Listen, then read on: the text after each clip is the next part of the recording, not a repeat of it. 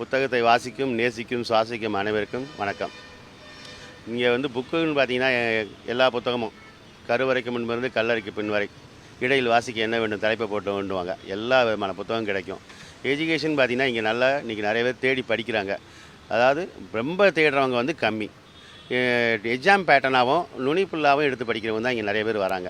இங்கே புத்தக வாசிப்புன்னு பார்த்தீங்கன்னா, இப்போ குறைஞ்சி போன காரணம் இந்த கூகுள், நெட்டு, ஆன்லைன், சார் கொடுக்குற பிடிஎஃப்னு இந்த மாதிரி படிக்கிறனால பசங்க அவுட் ஆஃப் ரீடிங் யாரும் எதுவும் எடுத்து படிக்க மாட்டேங்கிறாங்க. கொஞ்சம் extra study of the out of reading படித்தாங்கன்னா நிச்சயமாக இங்கே உள்ள பிள்ளைகள் சாதனையாளராக வர முடியும். அது அந்த பிள்ளைகளை கூட்டிகிட்டு போய் அவங்கள தேட வைக்கணும். இங்கே பேரண்ட்டும் இந்த எஜுகேஷன் மார்க்கெட்டிங் என்ன பண்ணாங்க, அவங்க ஒரு ப்ரெசன்டேஷன் புக்கை கொடுத்துறாங்க, அதை அவங்க ஃபாலோ பண்ணுறாங்க. அதை தாண்டி அவங்க எக்ஸ்ட்ரா கொஞ்சம் புக்கு எடுக்கணும், ஒவ்வொரு சப்ஜெக்டும் அவுட் ஆஃப் ரீடிங் படிக்கணும்.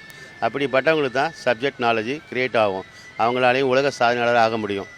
இந்த எஜுகேஷன் பார்த்திங்கன்னா, பசங்க வந்து இன்றைக்கி எல்லாருமே எக்ஸாம் பேட்டர்னாகவும் பாஸ் ஆனால் போதும் அப்படிங்கிற மாதிரி கான்செப்ட்லேயே ரீட் பண்ணிகிட்ருக்காங்க. அவங்களுக்கு நான் சொல்கிற ஒரே விஷயந்தான், ஒரு டெக்ஸ்ட் புக்கை எடுத்து 5 புக்கு எடுத்து ஒரு பையன் படிக்கிறான்னா அவன் கிளாஸ் டெஸ்ட்டில் பாஸ் ஆகிறான் ஒரு சப்ஜெக்ட்டில். அதே 10 புக்கு எடுத்து படித்தா அந்த கிளாஸ் ரூம்லேயே அவன் டாப் பாஸ் ஆவான். அதே 25 புக்கு எடுத்து படித்தா அந்த ஸ்கூல்லேயே அவன் டாப் பாஸ் ஆகும் அந்த சப்ஜெக்ட்டில். அதே 50 புக்கு எடுத்து படித்தானா அவன் ஸ்டேட் லெவலில் அந்த சப்ஜெக்ட்டில் டாப் பாஸ் ஆவான். 100 புக்கு எடுத்து படித்தா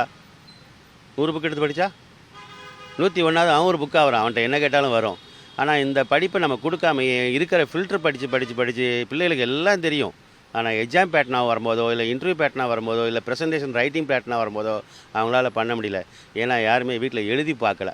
எல்லாருமே ரீடிங் கான்செப்டை ஓப்பனிங் எப்படி சொல்லணும், மிடில் எப்படி சொல்லணும், ஃபைனல் ஸ்டேட்மெண்ட் எப்படி சொல்லணுங்கிற ப்ராக்டிக்கலே வராத காரணம் வீட்டில் புக் எடுத்து படிக்காதனாலையும் எழுதி பார்க்காதனால தான் எக்ஸாம் டைம் பத்தாமல் போச்சு. நிறைய பேர் பாருங்கள் 3 மணி எக்ஸாம் பத்தில் கடைசி கொஸ்டின் எழுத முடியலன்னு சொல்கிறாங்க. நிறைய பிள்ளைகளை கேட்டிருக்கேன். வீட்டில் எழுதி பழகிருந்தால் அங்கே ஈஸியாக எழுத வரும்.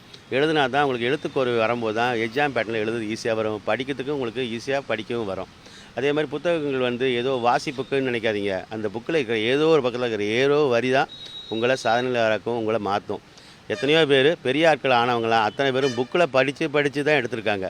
இந்த உலக லெவலில் இருக்கிற அத்தனை புத்தகங்களும் நீங்கள் நினைக்கிற மாதிரி யாரோ ஏதோ எதுக்காக எழுதி கொடுத்தது கிடையாது. அவங்களுடைய ஆய்வும், அவங்களுடைய ப்ரெசன்டேஷன், அவங்க டேலண்ட்டு, அவங்க எவ்வளோ கற்றுக்கிட்டாங்க, எவ்வளோ தெரிஞ்சுது, இதை எடுத்து உங்களுக்கு கொடுத்துருக்காங்க. இது மாதிரி நீங்களும் நாளைக்கு இந்த அடுத்த உலகத்தை கொடுக்கணும்.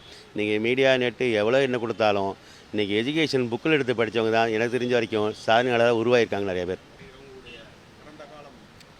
அதாவது இங்கே புத்தக வாசிப்பாளர்கள்னு பார்த்தீங்கன்னா பெரிய ஆட்கள் நிறைய பேர் இருக்காங்க. அதில் என்னோடய கடை கஸ்டமர் அந்த காலத்தில் சுந்தர் பிச்சைன்னு ஒருத்தர். அவர் வந்து பார்த்திங்கன்னா 10th கிளாஸ் படிக்கும்போது மாஸ்டர் ஆஃப் சயின்ஸ் எம்எஸ்சி புக்கெல்லாம் எடுத்து வாங்கி படித்தவர். அப்படின்னா அவர் இன்ஜினியரிங் காலேஜுக்கு எப்படி படிச்சிருப்பார்? அவருக்கு இன்றைக்கி உயர்ந்த நிலை சேலரி கிடைக்கிதுன்னா அது அவருடைய தேடுதல் படிப்பால் தான். அன்றைக்கி வாமிட்டிங்காக ஹோம்ஒர்க்காக படிச்சிருந்தாங்கன்னா இந்த அளவுக்கு அவங்களால உயர்ந்திருக்க முடியாது. அவங்க தேடுதல் அதிகமாக இருந்தது. அது மாதிரி நீங்களும் தேடுங்க, உங்களாலேயும் முடியும். எத்தனையோ எழுத்தாளர்கள், எத்தனையோ பெரிய ரைட்டர்ஸு, எத்தனையோ பழைய ப்ரொஃபஸர் எல்லாருமே இங்கே வந்து வாங்கியிருக்காங்க. அவங்களாம் பார்த்திங்கன்னா மேக்ஸிமம் எங்கிட்ட வந்து புக்கு கேட்க மாட்டாங்க. இந்த சாப்டருக்கு எந்த புக் எடுத்தாங்க கேட்பாங்க. நான் அது மாதிரி கரெக்டாக அவங்க சாப்டர் யூனிட்டாக எடுத்து கொடுப்பேன். ஏன்னா இங்கே இருக்க எல்லா புக்குமே நான் வச்சுருக்கேன். 1 2 கிடையாது, 50 லட்சம் புத்தகங்கள். நீங்கள் இதில் எதை கேட்டாலும் என்ன புக்கு சிறந்தது, எதை ஃபாலோ பண்ணால் உங்களுக்கு சப்போர்ட் பண்ணோம், எதை எடுத்து படித்தா நீங்கள் படிக்கிற கேரியரில் சிக்னேச்சர் ஆகலாங்கிற வரைக்கும் நான் சொல்லிக் கொடுப்பேன்.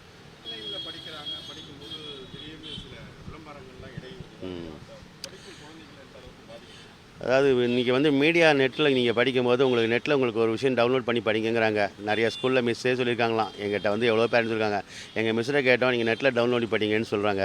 நாங்கள் அந்த மாதிரி படிக்க விருப்பம் இல்லாமல் புக்கை தேடுறோம். அதனால் நீங்கள் என்ன பண்ணுறீங்க, எனக்கு நெட்டில் நீங்கள் படிக்கும்போது உங்களுக்கு பல விளம்பரங்கள் ஆட் ஆஃப் மார்க்கெட்டிங் வரதான் செய்யும்.